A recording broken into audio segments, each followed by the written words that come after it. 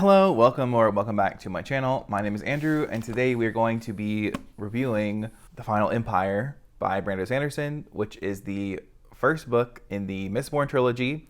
So I don't know why this title says Misborn when the first book is called The Final Empire, but I just finished this like an hour ago or less, so I have very fresh thoughts on my mind about this, but I'm going to keep this video spoiler free. I will be having a spoiler filled video come out probably next week, so once that is live, I will try to have it either in the description or up above. So this is arguably the most popular fantasy book according to BookTube, especially when people recommend beginner stuff. I feel like I see this all the time.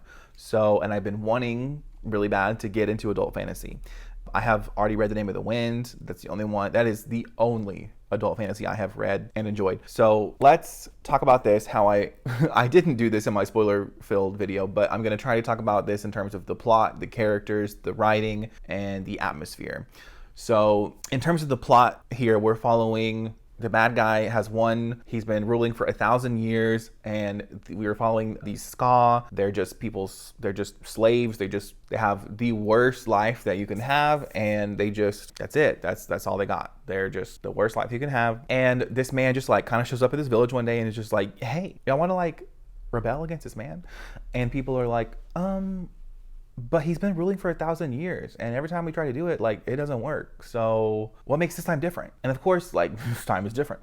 So that's pretty much the plot. I will say the ending of this book has a lot of payoff in terms of reveals and things that you find out about the Lord Ruler, and just certain characters, and just the way things kind of unfold, and the craziness, and just the heightening of tensions between these nobility. That's who you're also following, kind of like you have these noble men in these noble houses, and they just exist in this world, and there's a lot of politicking, if you will, between them. So, you know, and Kelsier, who is one of the main characters here, you're following him, and he's just got a whole plan. He's got a whole plan of what he wants to do to take down this Lord Ruler. And I thought the plot was probably my favorite part about the book, as far as like it was I wouldn't say this book was fast paced, but it definitely felt like it had a consistent pace, and it was constantly moving somewhere, and something was happening on pretty much every page. Like, it always felt like we were moving forward in the plot. So that I really appreciated. As far as the writing, that is my biggest critique of this, as I think even Sanderson fans will say, like, his prose isn't beautiful or excessive, or I almost said immersive, but I do feel like his world is pretty immersive. So I don't know if that's a good word, because I definitely felt like I was running pace with the characters in a way, and I really enjoyed the characters. Is probably my second favorite part. I would think probably my favorite part. I don't know. For me, the plot and the characters are pretty equal in footing. So, you know, Kelsier, Ellen, Vin, and all the side characters that are around, all the side characters that you follow around Kelsier and all the side characters you follow around Ellen definitely could have been more fleshed out in a way, but also served their purpose for the plot in a good way. So I feel like maybe the plot was number one, characters number two, and then I would say like atmosphere / world building. I mean, I don't really have I haven't been doing like a focus on magic system, but if we were going to talk about a magic system, then this would be like plot and magic system, which everyone talks about with this series and with Brandon Sanderson. Like, his plots and his magic systems are just phenomenal. And I agree, that was definitely the strongest part of this book for me. But I also feel like the characters people don't talk about the characters enough to make it seem like that's also a really strong aspect of the book. And I definitely think that was a really strong aspect of this book. I also think that the romance is a really strong aspect of the book, and a big part of somewhat moving the plot forward in a way, because you have two characters of not opposing sides. They just have different backgrounds. They have different well, they're also kind of opposing sides, and they just come together in a way that I personally loved. I loved it. That was one of my favorite parts of this book. But that and the magic, like the romance, the magic, the plot, there was a lot to love here. Okay, like obviously it's a really popular book, and I can see why. So that's how I feel. I think that the characters are really well fleshed out. Like, the main characters, for sure, you get all their motivations, you understand where they're coming from. They all feel like important people to be following. So I really just appreciated that. And the magic system, of course, is so cool in here, because the magic system is like I'm sure you've seen it. I'm sure if you haven't seen it, there's plenty of videos I can link for you below. And there are people who make like the most amazing like video shots of the magic. So you know what? I'm going to link them below too, but I will tell you just a little brief thing here in that you can basically ingest metals, and then you can use different metals to either push on people's emotions or pull on people's emotions. You can like raise their emotions, or you can soothe their emotions. And then you can also like use metals to kind of like almost like fly and jump around and look at all kinds of stuff. And that was really cool. There's a second magic system in here, which I feel like is better if you just read the book.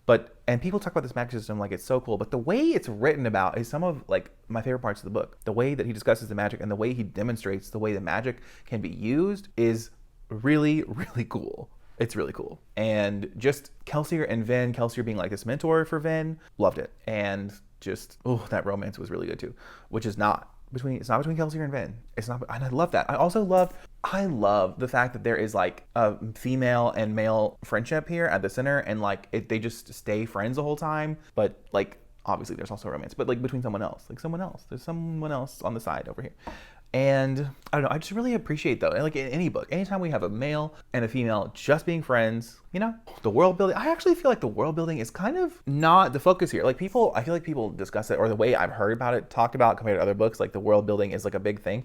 But to me, you're just in a city and it's part of this made up world, but I don't really feel like the world and the way the world works is super fleshed out. I feel like we're more so focusing on the magic, the politics, the plot, the scheming, like the characters, and like how they're going to defeat this big bad. Like that is a big focus of the book. I actually feel like if you're intimidated, that's why, again, it's always recommended for beginners, because I feel like if you're intimidated by these like huge, expansive, immersive, like keep track of everything kind of worlds, this is a lot less intimidating than you might think. I don't recommend the audiobook, even though I know many people will disagree with me, because I just find Michael Kramer kind of boring. Like I think that the way he narrates is kind of monotone in a sense, and which some people like. So I mean, if that's your jam, then I do recommend the audiobook. If you just prefer a more consistent tone throughout, and he's not like, also I've seen like people complain about like a male narrating females and they make them sound ridiculous. So he doesn't do that. So you might prefer him. But for me, I prefer just a little bit more inflection, a little bit more character work, if you will, in my audiobooks. And this was much more fun than what I read of it physically. I preferred to read it physically, but that is just me.